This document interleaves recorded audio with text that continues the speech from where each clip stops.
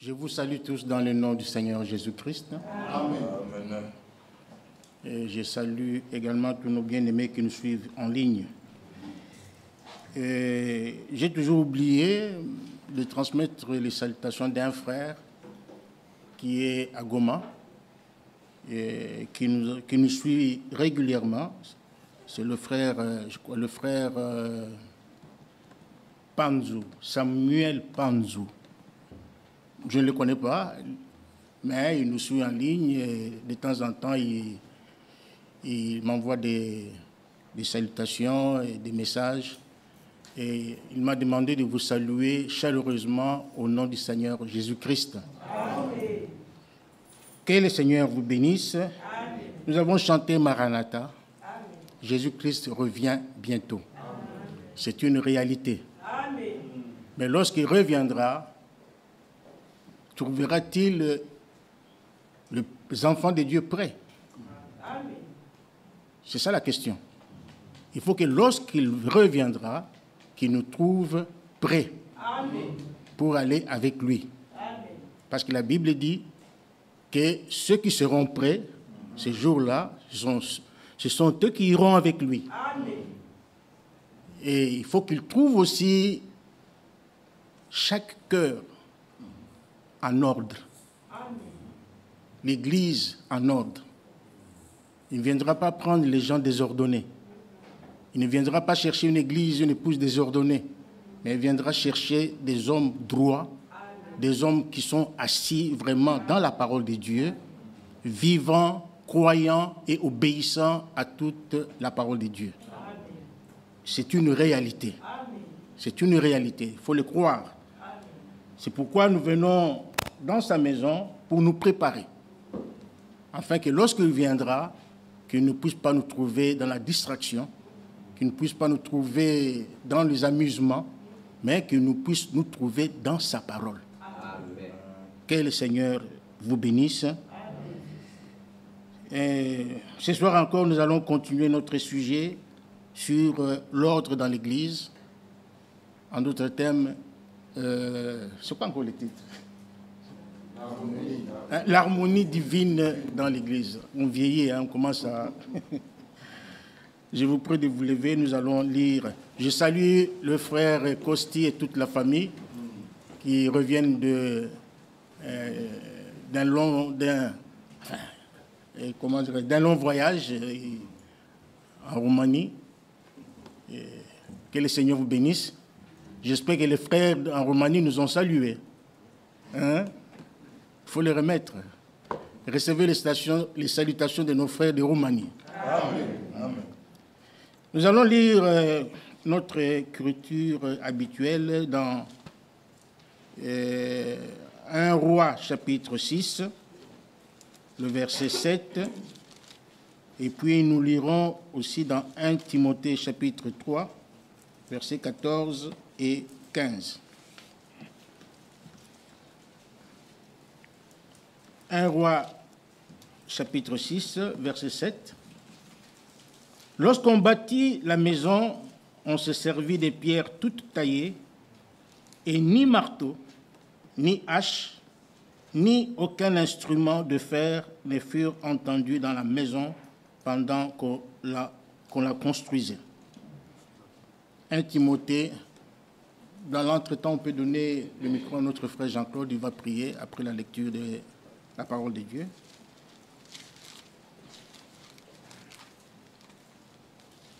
1 Timothée chapitre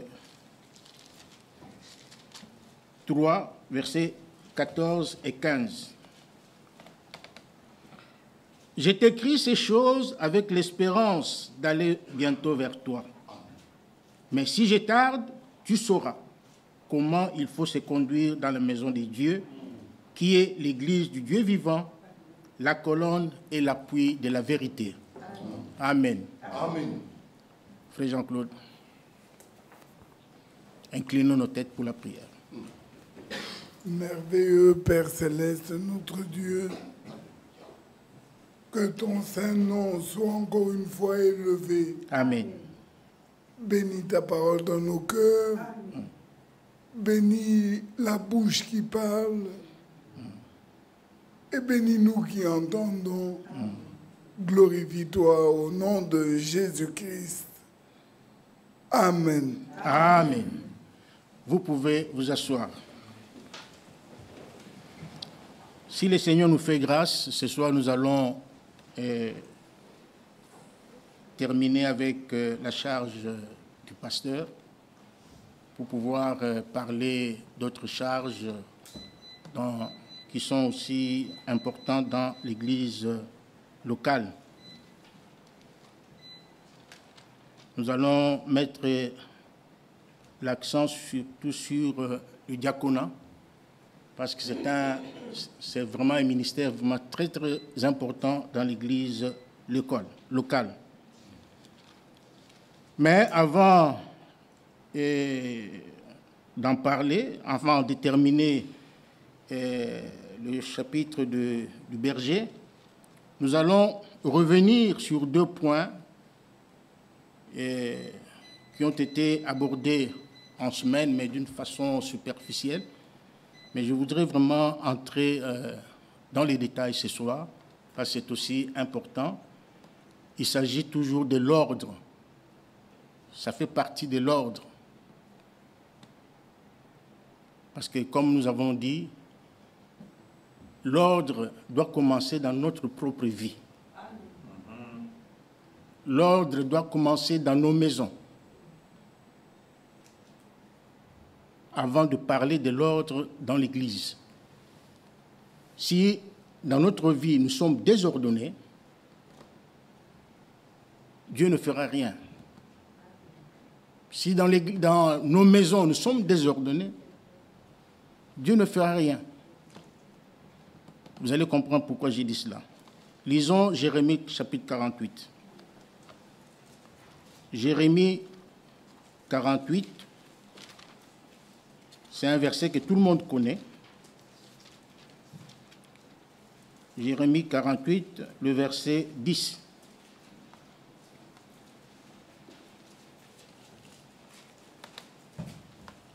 Maudit soit celui qui fait avec négligence l'œuvre de l'Éternel. Maudit soit celui qui éloigne son épée du carnage. Le vendredi, nous avons survolé sur la question de retard. Le retard et les absences.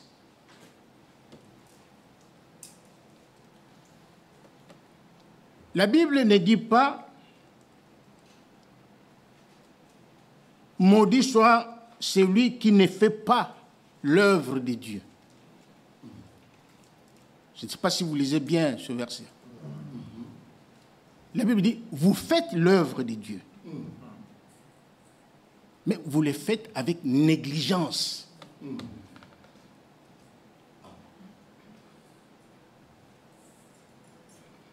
Lorsque vous venez d'une façon délibérée, en retard à l'église, c'est une négligence. C'est une négligence. Il y a des retards motivés, il y a des absences qui sont motivées, mais nous parlons ici des retards intentionnels.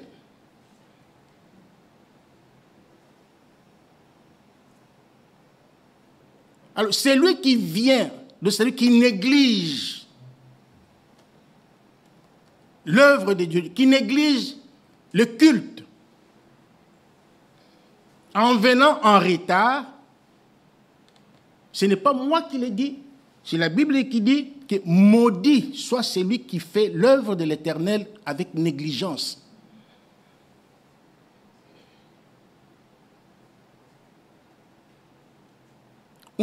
Beaucoup font exprès de venir en retard à l'église. Frère Branham a frappé dur sur ça. Si vous lisez dans l'ordre dans l'église, il en parle. Dans plusieurs autres messages, il en parle.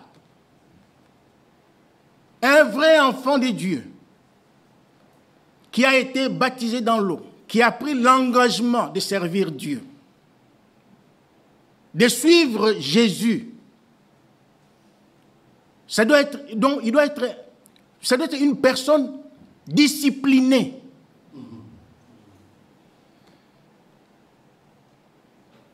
Un vrai chrétien, c'est un chrétien discipliné. Quelqu'un qui a Christ dans son cœur est une personne disciplinée. C'est une personne réglo.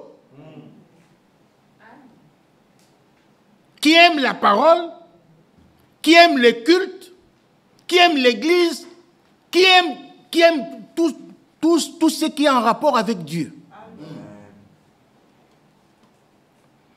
Si on aime Dieu, on ne viendrait pas en retard.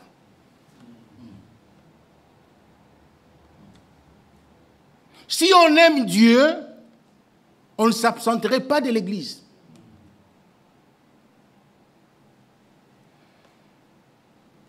Je dis bien, il y a des retards qui sont motivés. Il y a aussi des absences qui sont motivées. Mais ici, nous sommes en train de parler du péché volontaire.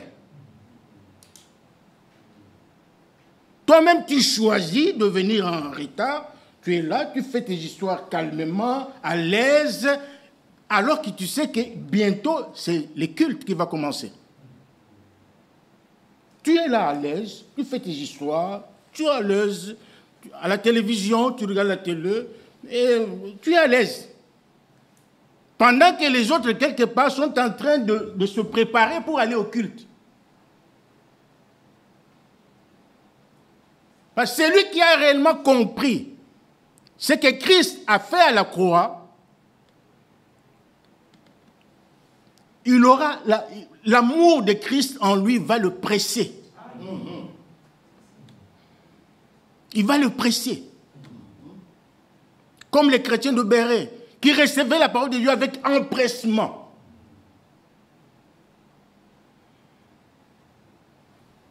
On vient en retard. Et surtout les dimanches. Les dimanches où il y a Krefeld, où il y a Zurich. Oh là là, mais il faut voir. On est tous là assis, hein, derrière. On voit comment les gens les autres viennent à 11 heures. 11 heures, s'il vous plaît. 11 heures, tu viens à l'église. L'homme de Dieu commence à prêcher à 10 heures ou 10h15 à peu près. Toi, tu viens à 11 heures. Pourquoi? Parce que tu donnes intérêt à ton assemblée, au deuxième culte. Mais ça, c'est grave. Alors, tu n'as pas compris le message. Tu n'as rien compris alors. Tu n'as pas compris le ministère qui œuvre en ce temps ici. Tu n'as pas compris cela. Cet homme-là que vous voyez là, nous n'adorons pas un homme. Nous ne faisons pas les cultes de personnes. Non. Cet homme que vous voyez, il a un ministère important. Amen. Il a un ministère important. Ce n'est pas lui le porteur du message. Ce n'est pas lui qui est venu avec le message. C'est Frère Branham, le prophète que Dieu a envoyé en ce temps, qui est venu avec le message. Et Dieu avait placé l'épée dans la main de Frère Branham. Mais Dieu, avant de rappeler son serviteur à lui, il a pris la même épée, il l'a placée dans le main de Frère Franck. Amen. Donc c'est lui qui est le responsable de ce message que nous avons cru. Alors les gens viennent, ils disent, ah bah, c'est Frère Franck, on néglige. C'est Frère Franck, on néglige, on vient à 11h, on vient à 10h30, on est là, on fait, on ne suit même pas ce qui est dit là, ce qui est transmis là. On ne le suit même pas.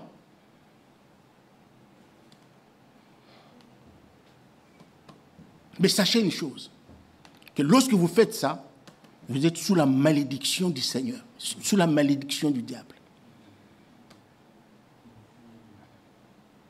Parce qu'il dit, maudit celui qui fait avec négligence l'œuvre de l'Éternel. Maudit soit celui qui néglige les choses de Dieu. Maudit soit celui qui néglige le culte. Maudit soit celui qui néglige la parole de Dieu.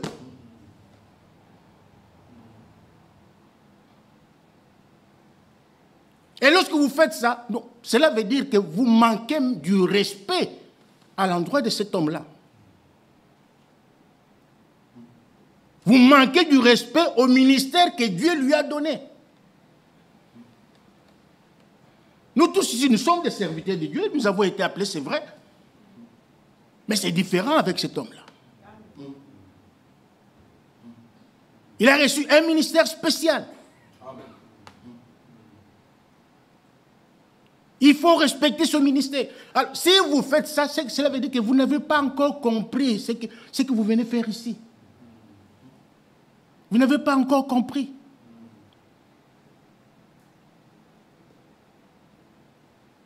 Vous n'avez pas encore compris. Beaucoup ont pris le baptême dans l'eau par, je ne sais pas, enthousiasme, tout ça. Mais on n'a pas encore compris. Parce que si réellement nous avons compris ce que Christ a fait à la croix, le culte commence à 19h. Nous, ici, nous arrivons à 18h30. Pour celui qui peut. 18h30, nous sommes là, assis, en train de prier, en train de méditer la parole de Dieu, de prier. La musique chante là, donc nous entrons dans l'esprit. C'est ça la méditation. Nous entrons dans l'esprit. Et quand vous faites cela, quand nous faisons cela, l'esprit de Dieu descend. L'esprit de Dieu descend, l'onction descend. C'est pourquoi, vous pouvez même entendre quelqu'un parler en langue, vous pouvez avoir une prophétie, des choses comme ça. Et quand le prédicateur monte ici, c'est le feu. C'est le feu. Alors, ne soyons pas négligents, mes frères et sœurs. Ne négligeons pas l'œuvre de Dieu. Prenons les choses au sérieux. La Bible dit, maudit soit celui qui éloigne son épée du carnage. Nous sommes en guerre. Nous combattons. Nous sommes au combat. Nous sommes au front. Chaque chrétien qui a réellement, qui a été baptisé dans l'eau, doit savoir que c'est un engagement qu'il a pris. Nous sommes dans un combat. Nous combattons pour la foi. Alors il faut que chacun tienne la parole de Dieu dans ses mains. L'épée de l'esprit, qui est la parole de Dieu. La Bible dit, maudit soit celui qui éloigne son épée du carnage. Dieu a remis dans ta main l'épée de l'esprit qui est sa parole. C'est pour combattre. C'est pour combattre le diable. C'est pour combattre les démons. Mais lorsque vous négligez les choses de Dieu, vous savez, être maudit, c'est être rejeté par Dieu. C'est ça la maladie, c'est ça, être rejeté par Dieu. Vous pouvez venir ici, assis, vous chantez, vous louez, vous criez, vous faites tout ce que vous voulez, mais vous êtes déjà sous la malédiction. Sans le vouloir, sans le savoir. Pourquoi? Parce que vous négligez les choses de Dieu. Parce que vous négligez le culte. C'est dans Dieu ne regarde pas dans les grandes choses. Non. Dieu regarde dans les petites choses.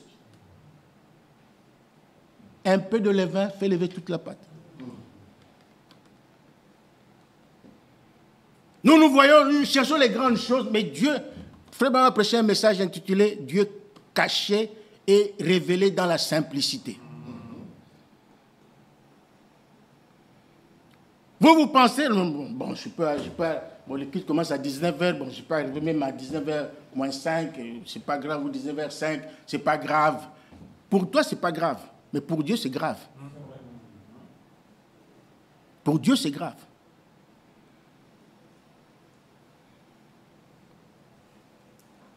Nous venons ici pour être au front, pour combattre le diable.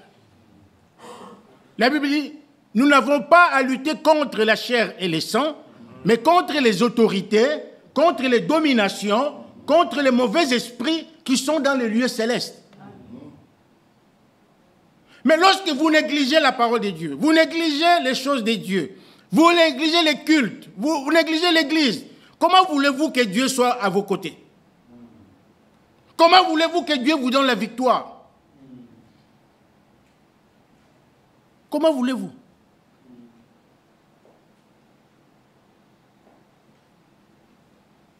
Pour des choses inutiles, pour des choses futiles de ce monde, on s'absente même du culte. On préfère rester à la maison. Oh, parce que je ne sais pas, il y a des raisons inutiles. Parce que j'ai des examens, par exemple. Un vrai combattant, même s'il a examen demain, aujourd'hui il y a culte, il vient. Moi j'en connais beaucoup. Je connais beaucoup de gens qui ont fait ça. Il y a culte demain, lui il vient à l'église. Il adore son Dieu et demain il va faire l'examen et ça passe. Pourquoi? Parce que Dieu est miraculeux. Amen. Amen. Dieu est le Tout-Puissant. Dieu est capable de tout. Amen. Dans Deutéronome 28, il a dit, tu seras la tête et non la queue. Amen. Lorsque vous dites que non, je veux étudier parce que je ne veux pas aller à l'église parce que j'ai des examens, vous croyez que Dieu est incapable de vous donner la réussite? Dieu est capable de tout. Il est capable de tout. Il y a eu des témoignages. Moi, je connais beaucoup de témoignages. Vous connaissez d'ailleurs beaucoup de témoignages. Les vrais combattants. Qu'il pleuve, qu'il neige, il est là. Quels que soient les problèmes qui arrivent dans l'église, il est là. Il y a d'autres, oh non, parce qu'il y a tel ou tel problème dans l'église, je quitte l'église, je m'en vais. Tu t'en vas où? Tu t'en vas où? Lorsqu'on est dans un avion, là, dans les airs, et que l'avion rencontre comment on appelle ça, les turbulences. Dernièrement, on a été à Grenoble. Nous sommes rentrés avec des turbulences terribles. Et ça arrive souvent. Maintenant, question. Lorsqu'il y a des turbulences comme ça, vous êtes dans l'avion, il y a des turbulences comme ça, qui a déjà cherché la porte de l'avion pour sortir? Qui? Ah non, ouvrez la porte. Non, il y a beaucoup de trucs. J'ai peur. Non, ça ne va pas, je sors. Mais quand tu vas sortir, même si on te donne la possibilité d'ouvrir la porte de l'avion, tu sors pour aller où? Pour aller où? On va t'ouvrir la porte, tu vas sortir, c'est un suicide. Tu meurs. Tu meurs, on ne veut même pas te retrouver.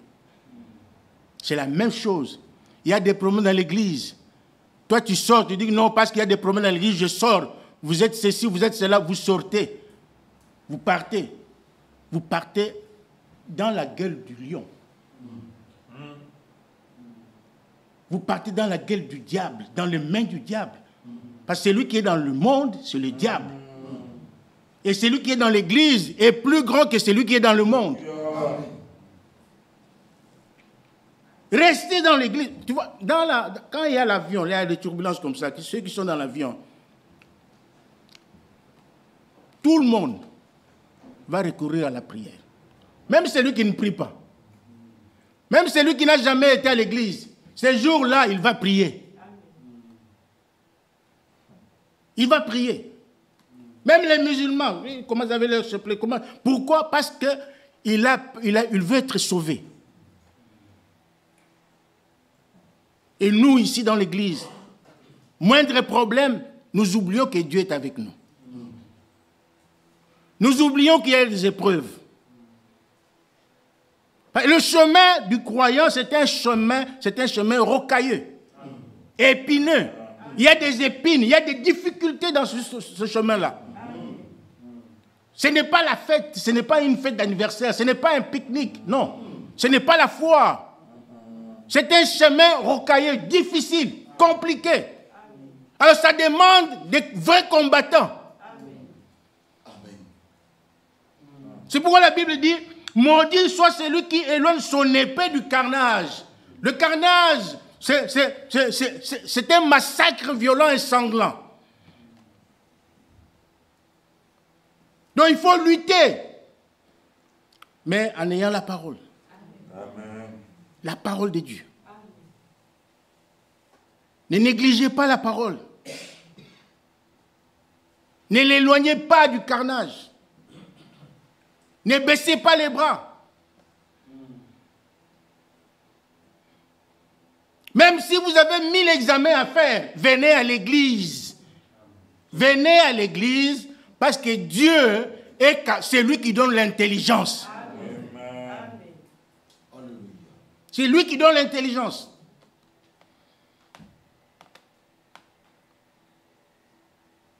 Ne cherchons pas des malédictions. Nous cherchons des malédictions nous-mêmes. Nous cherchons des malédictions nous-mêmes. Deutéronome 28 dit, si tu obéis à ma voix, tu obéis à mes commandements, tu obéis à mes lois, voici les bénédictions qui vont venir sur toi. C'est une longue liste de bénédictions. Lisez Deutéronome 28, on n'a pas le temps de les lire. Il faut aimer Dieu. Amen. Alléluia. Amen. Il faut aimer Dieu. Amen. Jésus a dit, il faut aimer Dieu de tout son cœur, de toute son âme, de toute sa pensée, de toutes ses forces. C'est comme ça qu'il faut aimer Dieu. Écoute Israël, le Seigneur éternel est l'unique Seigneur. Tu dois l'aimer. Tu dois l'aimer. Et si tu l'aimes, tu aimeras sa parole. Amen. Parce que Dieu et sa parole sont une seule et même chose. Amen. Vous voyez? Donc, nous devons vraiment comprendre bien ces choses. Lisons Ézéchiel 21.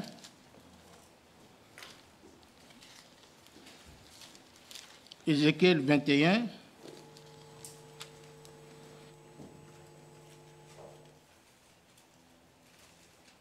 Retenez que l'épée, c'est la parole.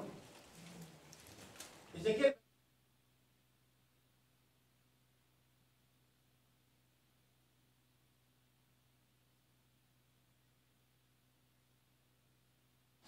Soit triplé. C'est l'épée du carnage. L'épée du grand carnage. L'épée qui doit les poursuivre. Pour jeter l'effroi dans les cœurs, pour multiplier les victimes, à toutes les portes, je les menacerai de l'épée. Ah, elle est faite pour étinceler. Amen. Amen. Elle est aiguisée pour massacrer. L'épée. Elle est aiguisée pour massacrer. Massacrer pas ton frère, pas ta soeur. Massacrer le péché. Massacrer les démons. Massacrer le diable. Comme Jésus l'a vaincu, nous aussi, nous devons vaincre le diable. Mais ne soyez pas négligents. Ne soyez pas négligents. Verset 21. Rassemble tes forces, tourne-toi à droite, place-toi, tourne-toi à gauche, dirige de tous côtés ton tranchant. Et moi, je frapperai des mains, j'assouvirai ma fureur. C'est moi l'Éternel qui parle. N'éloigne pas ton épée du carnage. L'épée, c'est la parole de Dieu. La parole de Dieu, c'est l'épée. Nous devons supporter. Nous devons tout supporter. Nous devons tout surmonter. Nous devons surmonter les épreuves. C'est vraiment important. Les épreuves doivent arriver. Jésus a dit, vous aurez des tribulations dans le monde. Mais j'ai vaincu. Vous aurez des tribulations.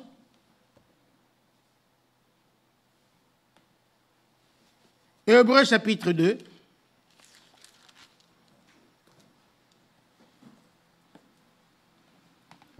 Hébreux chapitre 2, verset 1. C'est pourquoi nous devons d'autant plus nous attacher aux choses que nous avons entendues, de peur que nous ne soyons emportés loin d'elles. Des choses que nous avons entendues.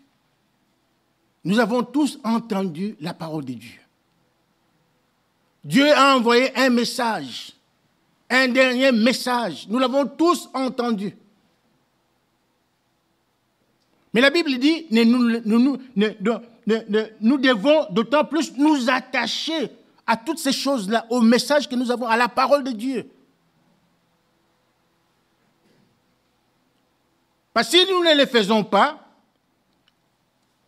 nous serons emportés loin d'elle. Si nous négligeons, voilà. Si nous négligeons ce que nous avons entendu, parce que Jacques dit, mettez en pratique la parole que vous avez reçue. Si nous négligeons ce que nous avons entendu, c'est fini. Souvenez-vous de la sémence. Dans Luc chapitre, 8. La sémence a été jetée, les oiseaux sont venus. La sémence a été jetée dans les épines. Ça n'a pas trouvé l'humidité, des choses comme ça. La parole de Dieu est une sémence. Lorsque vous l'avez reçue, vous devez la laisser croître en vous. Vous devez la laisser agir en vous.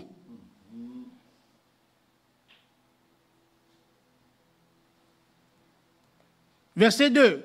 Car si la parole annoncée par les anges a eu son effet, et si toute transgression et toute désobéissance ont reçu une juste rétribution, maintenant la question au verset 3 est claire. Comment échapperons-nous en négligeant un si grand salut? La question est posée à chacun de nous ce soir, même à moi.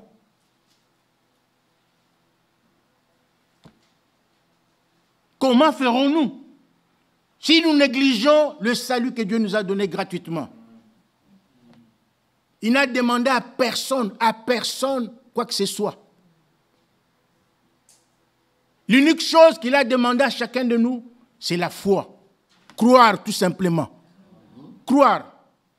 Mais quand vous allez au magasin, vous devez débourser de l'argent. Vous allez acheter une voiture, vous allez donner de l'argent. Mais le salut de Dieu est sans prix, sans argent. Il est gratuit. Dieu vous le donne gratuit. Maintenant, vous le négligez.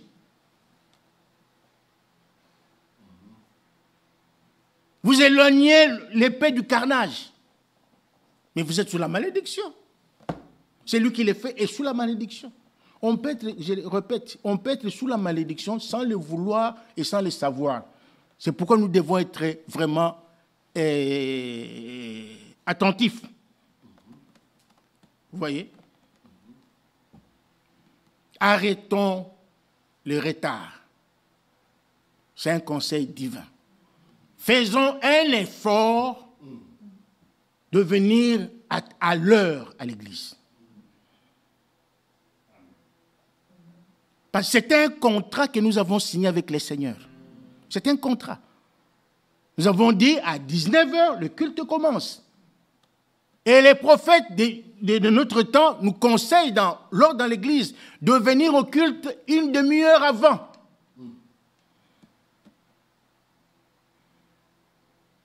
Une demi-heure avant. Ici, nous sommes bien équipés, nous avons des véhicules. Nous avons les transports en commun qui sont réguliers. Mais allez voir en Afrique, comment les gens souffrent. Moi, je faisais les pieds. Je faisais une longue distance tous les jours du culte. J'allais à pied. Parce que je n'avais pas les moyens de me payer le transport. Parce qu'à l'époque, les transports étaient un luxe. Il n'y avait pas que moi, il y a beaucoup, vous connaissez, vous venez de l'Afrique, vous connaissez ces choses-là. Il y a des gens qui font de longues distances à pied, mais pour aller écouter la parole de Dieu. Qui font comme cette femme-là, la reine de Saba, de Séba. Séba ou Saba, je ne sais pas. La reine du Midi. Qui est venue de très loin. Il a fait un voyage, je crois, d'environ 6 mois, je pense, pour aller écouter la sagesse de Salomon. Un homme comme vous et moi. Mais en lui, il y avait les dons de Dieu. Et il a fait ce long voyage pour aller écouter la parole de Dieu. Écouter la sagesse de Dieu. Et cette femme-là, elle rentrait vraiment aux anges. Parce qu'elle a vu le merveille de Dieu. Lorsque nous venons ici, nous nous préparons pour le culte. Nous préparons nos âmes, nous préparons le culte lui-même, mais nous verrons la gloire de Dieu au milieu de nous. Nous verrons de grandes choses au milieu de nous. Vous négligez peut-être parce que, d'ailleurs, on ne voit rien, il n'y a rien qui se... Donc, c'est toujours les mêmes choses, Non. Les problèmes, ce n'est pas Dieu, c'est nous. Ce n'est pas Dieu le problème. C'est nous le problème. C'est nous. Nous devons amener Dieu ici. Nous devons l'amener ici. Que Dieu nous aide. Ça, c'est le premier point que je voulais partager avec vous. La négligence. Ne cherchons pas les malédictions dans notre vie. Nous n'avons pas besoin de la malédiction. Nous avons besoin de la bénédiction. Et c'est Dieu qui bénit. Lorsque nous obéissons à sa parole, lorsque nous faisons ce qui est correct, ce qui est juste devant lui, Dieu nous bénit. Maintenant, deuxième point, je ne sais pas si on aura le temps de parler encore du berger. Le deuxième point concerne les relations conjugales. Comment est-ce que nous vivons dans nos foyers? Les rapports entre l'homme et la femme. Ça aussi, c'est vraiment important.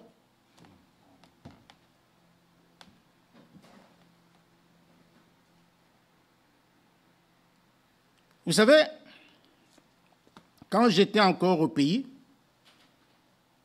je n'étais pas encore marié, mais j'étais déjà chrétien. Une vieille maman de mon quartier, qui était amie à ma mère, elle m'appelait un jour. Elle me dit, Chunza, je vais te poser une question. Je dis, ok. Il me dit, Elle me dit plutôt, si tu te retrouves dans un bateau, suivez-moi bien, hein, tu te retrouves dans un bateau, toi, ta femme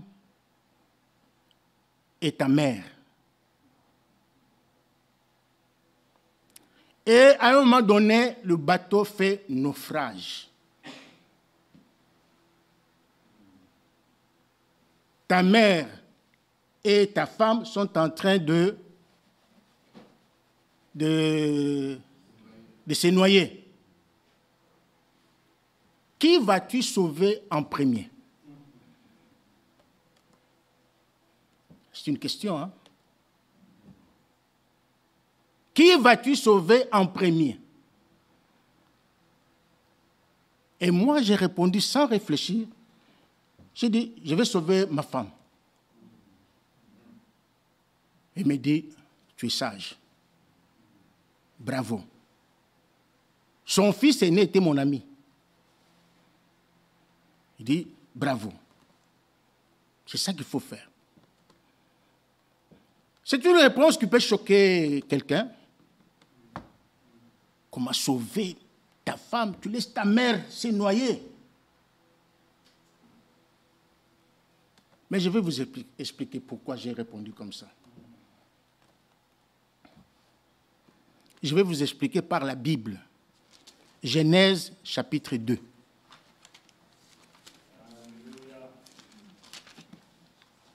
Genèse chapitre 2. Commençons au verset 18. L'Éternel, suivez-moi très bien. L'Éternel Dieu dit, il n'est pas bon que l'homme soit seul. Je lui ferai une aide semblable à lui. Maintenant, nous pouvons sauter, nous allons au verset 21. Alors l'Éternel Dieu fit tomber un profond sommeil sur l'homme qui s'endormit. Il prit une de ses côtes et referma la chair à sa place. L'Éternel Dieu forma une femme de la côte qu'il avait prise de l'homme et il l'amena vers l'homme. Maintenant, écoutez la réaction de l'homme. L'homme dit, verset 23, et l'homme dit, voici cette fois celle qui est os de mes os et chair de ma chair. On l'appellera femme parce qu'elle a été prise de l'homme. C'est pourquoi l'homme quittera son père et sa mère et s'attachera à sa femme et ils deviendront une seule chair. C'est ça la volonté de Dieu. Dieu dit, l'homme quittera son père et sa mère et s'attachera à sa femme et deviendront une seule chair. Dieu n'a pas dit que l'homme quittera, ou plutôt l'homme s'attachera à sa mère et ils deviendront une seule chair. Dieu n'a pas dit ça. Parce qu'on ne peut pas devenir une seule chair avec sa mère. Je ne sais pas, vous me suivez, hein? On ne peut pas devenir une seule chair avec sa mère. On peut devenir une seule chair avec une prostituée. Vous allez à la gare du Nord, vous prenez une prostituée, vous devenez une seule chair avec elle. Vous prenez la femme d'autrui, vous allez avec elle, vous devenez une seule chair avec elle. Vous comprenez ce que cela veut dire? Mais pas avec sa mère. Et avec sa mère, il y a des choses qu'on ne peut pas dire, qu'on ne peut pas se raconter, mais avec sa femme, on peut tout. On raconte tout, il n'y a pas de tabou. Je ne sais pas si vous me suivez. C'est dur, hein? Mais c'est comme ça.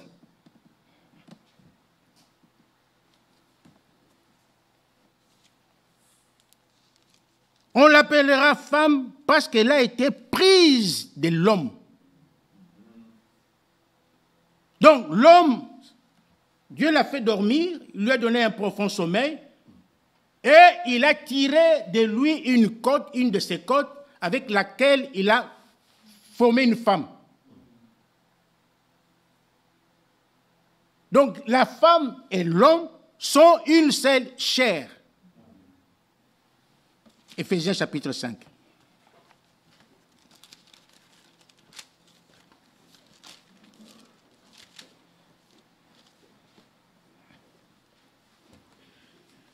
Ma mère, je dois la respecter. Dites Amen. Amen. Je dois l'honorer. C'est ma mère, c'est mon père. Je dois les honorer. Ce sont mes parents. Mais c'est différent avec ma femme.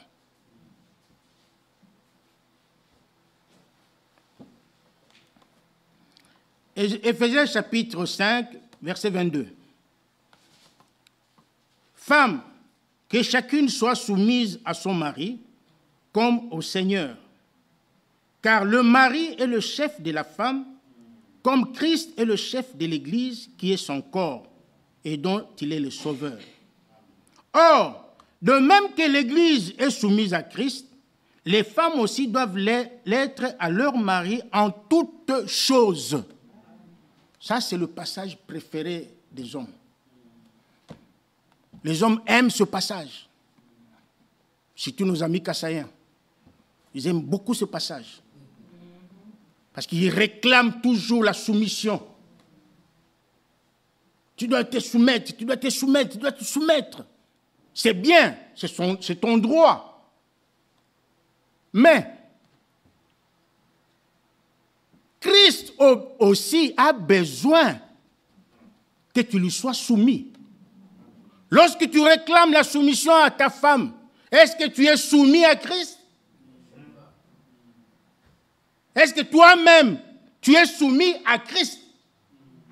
Est-ce que tu obéis à la parole de Dieu? Est-ce que tu vis la parole de Dieu? Si tu es soumis à Christ, tu obéis à la parole de Dieu, tu vis une vie digne de l'évangile, Dieu te bénira. Amen. Dieu te bénira et te donnera une femme soumise. C'est la vérité. C'est la vérité. Vous qui êtes mariés, comprenez bien ces choses ici. La femme doit être soumise à toi, c'est vrai, mais toi aussi, tu dois être soumis à Christ. Tu dois obéir à la parole de Dieu. Maintenant, pour vous faire comprendre ma pensée, le verset 25, nous continuons à lire. Marie, que chacun aime sa femme comme Christ a aimé l'Église et s'est livré lui-même pour elle. La Bible ne dit pas Marie, que chacun aime sa mère. Je ne sais pas si c'est comme ça que c'est écrit. Je vous vois froid là, c'est comme si je vous dis des choses. Je vous annonce la parole de Dieu. C'est la parole de Dieu. Je vous vois triste. La Bible ne dit pas Marie, que chacun aime sa mère. Ou là-bas au verset 22, on n'a pas dit que femmes, soyez soumises à vos pères, à vos papas. Non. Vous devez vous soumettre à vos maris. C'est la parole de Dieu. On ne parle pas de la soumission à vos parents, non. Les parents, vous devez les obéir, vous devez comment dirais-je, les honorer. C'est leur droit. Vous devez les honorer parce qu'ils vous ont donné, Dieu les a utilisés pour que vous veniez sur la terre. Mais les relations entre mari et femme, c'est différent. C'est vraiment différent. Marie, que chacun aime sa femme comme Christ a aimé l'Église. Donc, l'homme doit aimer sa femme comme Christ a aimé son Église.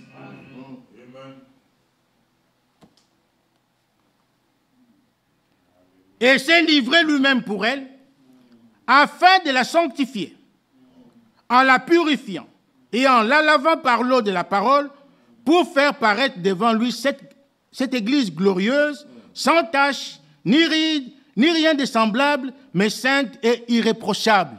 Ce que Christ fait pour sa femme, c'est ce que l'homme doit aussi faire pour ce que Christ fait pour l'Église, c'est ce que l'homme doit aussi faire pour sa femme. Amen. C'est clair. Pas deux poids, deux mesures, non.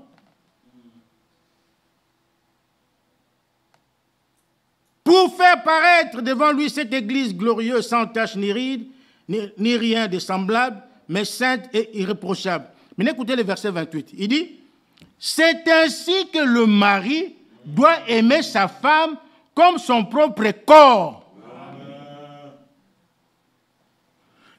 Donc, si tu aimes ta femme, cela veut dire que tu aimes ton propre corps. Je ne sais pas si vous comprenez. C'est un mystère.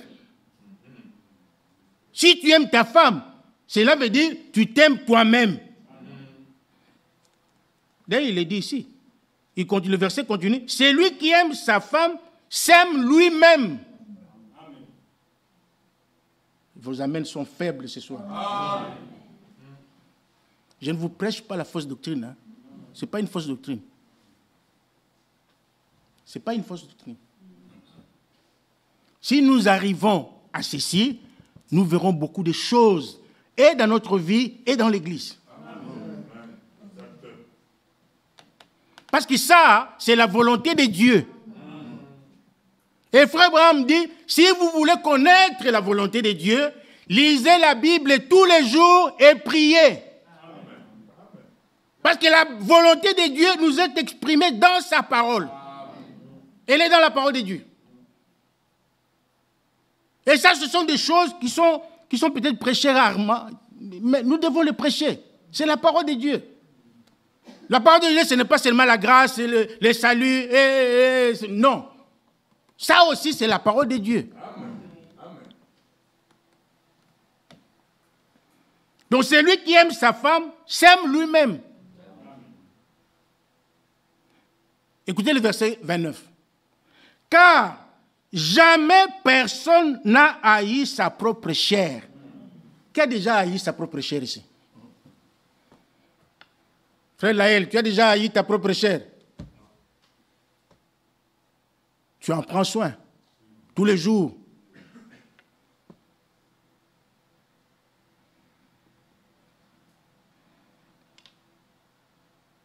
Car jamais personne n'a haï sa propre chair, mais il la nourrit et en prend soin, comme Christ le fait pour l'Église.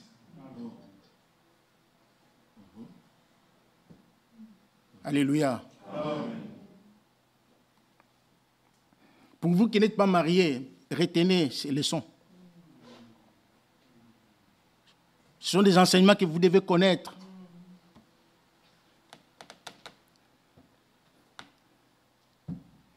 Comme Christ le fait pour son Église, parce que nous sommes membres de son corps. Verset 31. C'est pourquoi l'homme quittera son père et sa mère, s'attachera à sa femme, et les deux deviendront une seule chair. Il dit, ce mystère est grand. Alléluia. Ce mystère est grand.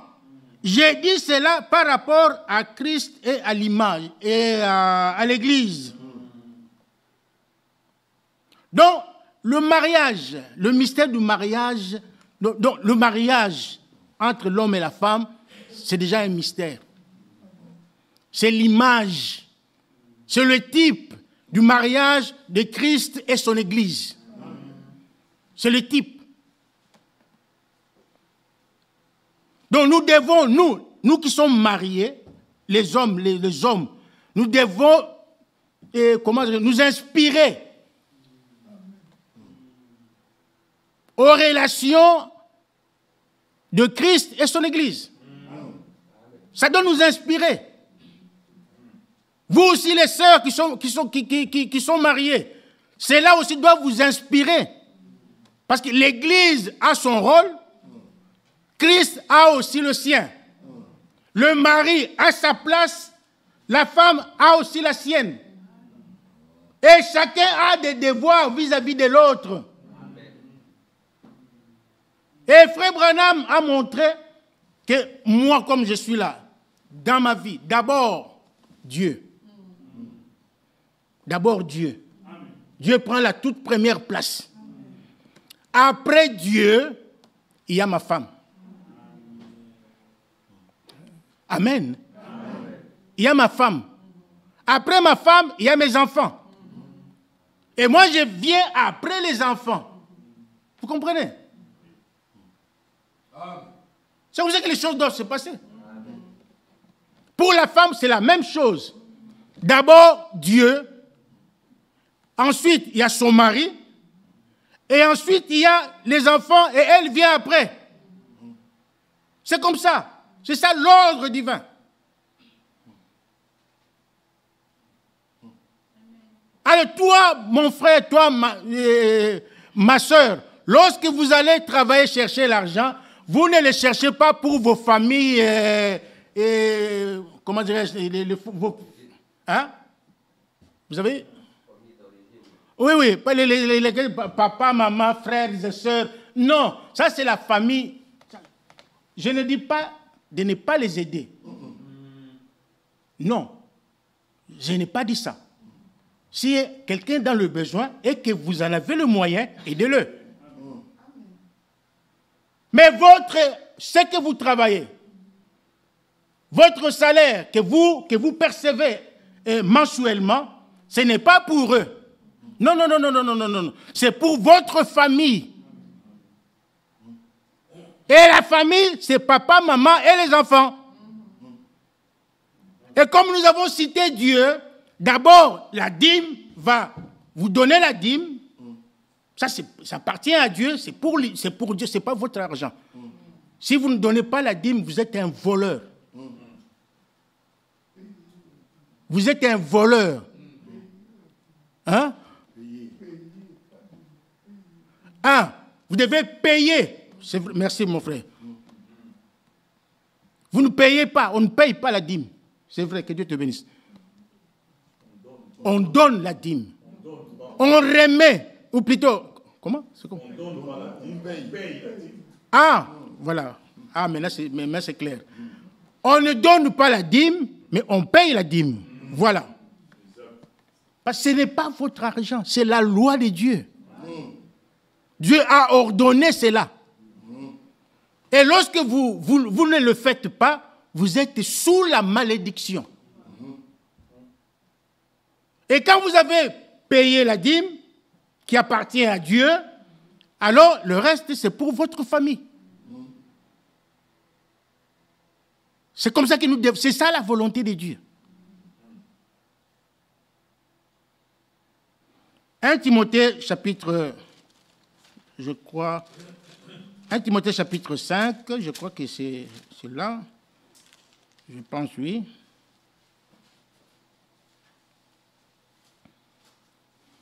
« 1 Timothée chapitre 5, le verset 8. Il dit, « Si quelqu'un n'a pas soin des siens, et principalement de ceux de sa famille, il a renié la foi et il est pire qu'un infidèle. » Je ne sais pas si vous avez suivi ce verset. Si quelqu'un n'a pas soin des siens, et principalement de ceux de sa famille, il a renié la foi et il est pire qu'un infidèle. Il y a beaucoup de gens que je connais qui prennent leur argent, leur salaire et vont le bousiller, là, je ne sais pas, avec d'autres femmes et des choses comme ça, où il oublie sa famille, il néglige sa famille. Quand vous êtes même négligent dans ces choses-là, vous êtes sous la malédiction. Vous êtes sous la malédiction. Parce que ce n'est pas ça la volonté de Dieu.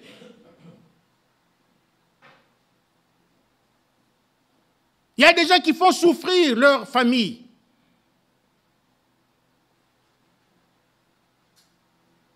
Pour aller avec l'argent ailleurs. Ils s'occupent moins de leur famille. Non. Que Dieu nous aide vraiment à comprendre ces choses. L'ordre divin doit commencer dans notre propre vie. Dans notre propre vie. Dans notre maison. Dans notre foyer. Il doit y avoir de l'ordre. Et lorsque nous avons un tel ordre dans notre foyer, nous l'amènerons maintenant à l'église. Alléluia. Nous amènerons cela à l'église. Vous voyez? C'est pourquoi même la Bible parle des anciens, des diacres, nous le verrons plus tard, qui doivent être des hommes qui dirigent bien leur maison. Parce que si on ne sait pas diriger sa propre maison, comment va-t-on, ils vont diriger la maison de Dieu? Vous connaissez le passage. Donc nous devons être réglo en tout. Parce que nous sommes des citoyens du ciel. Nous sommes candidats pour le ciel. Bientôt, Jésus-Christ revient. Il revient prendre des hommes et des femmes qui sont vraiment réglo, qui sont dans la parole de Dieu, qui mènent une vie digne de l'évangile, qui ont la crainte dans leur cœur, qui marchent dans la crainte, dans l'obéissance totale de la parole de Dieu. Si vous rejetez la parole de Dieu, Dieu aussi vous rejettera. Si vous abandonnez la parole de Dieu, Dieu aussi vous abandonnera. Une dernière écriture et puis nous terminons. Je crois que c'est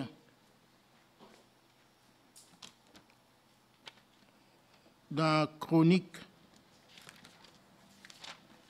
Je crois 2 Chroniques 15, je pense. Oui, 2 Chroniques 15. À partir du premier verset. L'Esprit de Dieu fut sur Azaria, fils d'Obed, et Azaria alla au-devant d'Asa et lui dit, écoutez-moi, Asa, et tout Juda et Benjamin. L'Éternel est avec vous quand vous êtes avec lui. Oui. Si vous le cherchez, vous le trouverez. Oui. Mais si vous l'abandonnez, il vous abandonnera. Amen. Amen. Ne négligez pas la parole de Dieu. Ne négligez pas les choses de Dieu. Ne vous absentez pas de l'église à cause de choses futiles. Ne venez pas à l'église comme vous voulez, quand vous voulez. Faites tous vos efforts pour venir à l'église à l'heure exacte, à l'heure. Donc, soyez ponctuels. Soyez ponctuels. Lorsque vous ferez cela, Dieu vous accueillera. Dieu vous bénira. N'abandonnez pas votre assemblée.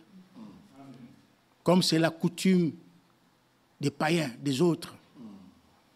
Et Frère Franck, dans la lettre circulaire 22, il explique que c'est un péché volontaire. J'ai ça ici, mais l'heure est avancée, je ne saurais pas lire cela. C'est un péché volontaire. Ne le faites plus, mes frères et sœurs. Ne le faites plus. Vous devez aimer Dieu de tout votre cœur, de toute votre âme, et le Seigneur vous aimera lui aussi à son tour. Amen. Amen. Que Dieu vous bénisse. Amen. Nous avons terminé.